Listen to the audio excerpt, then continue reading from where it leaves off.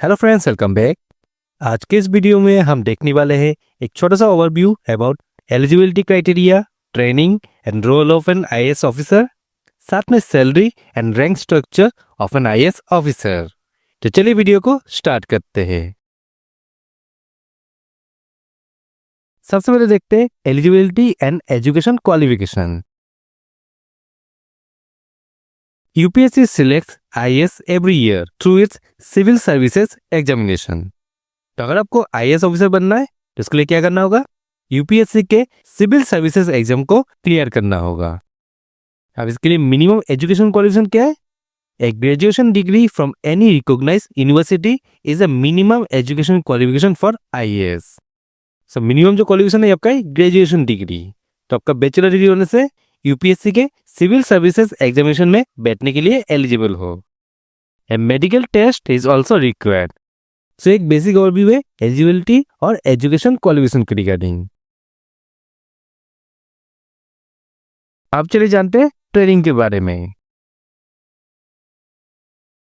अगर आप as a IAS select होते हो तो आपका ट्रेनिंग कहाँ पे होगा? Lal Bahadur Shastri National Academy of Administration, in short इसे लाबासना कहा जाता है। वहाँ पर आईएएस की ट्रेनिंग होती है। IAS training officers undergo training for 2 years। तो 2 साल के लिए यहाँ पे ट्रेनिंग कराया जाता है। The topper among the IAS training officers is awarded the president gold medal. तो हर एक बैच में जो टॉपर होते हैं उनको प्रेसिडेंट गोल्ड मेडल मिलता है। अब चलिए जानते हैं रोल्स एंड रेस्पॉन्सिबिलिटीज।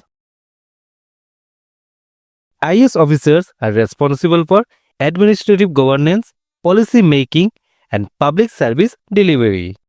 अब इनमें से कुछ ओवरव्यू देखिए, जैसे district administration, policy formulation and implementation, administrative leadership, developmental initiative, crisis management, public grievance redressal.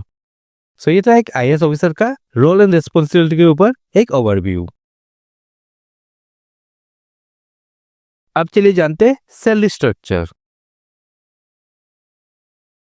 IAS officers starts their career with a basic salary of 56,100 per month as per the 7th pay commission। So 7th pay commission के according उनका starting जो basic salary आपका है 56,100 per month। The highest salary for IAS officer can reach up to 2,50,000 per month। Additionally, IAS officers receive high allowances which increase their overall compensation package।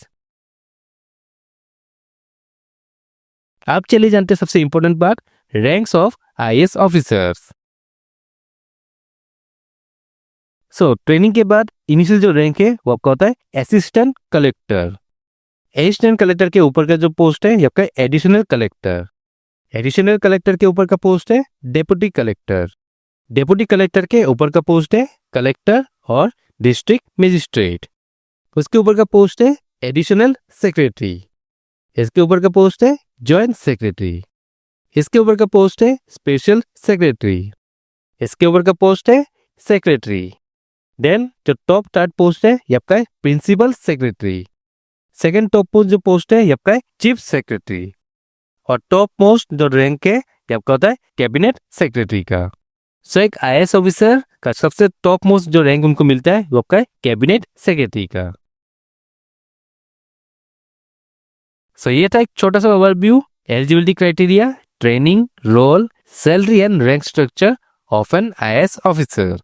Video पसंद आने से please video को like and share करिएगा और ऐसे video देखने के लिए अभी हमारे चैनल और पेज को सब्सक्राइब एंड फॉलो कर लीजिएगा। तो चलिए मिलते हैं नेक्स्ट वीडियो में, तब तक के लिए बाय एंड टेक केयर।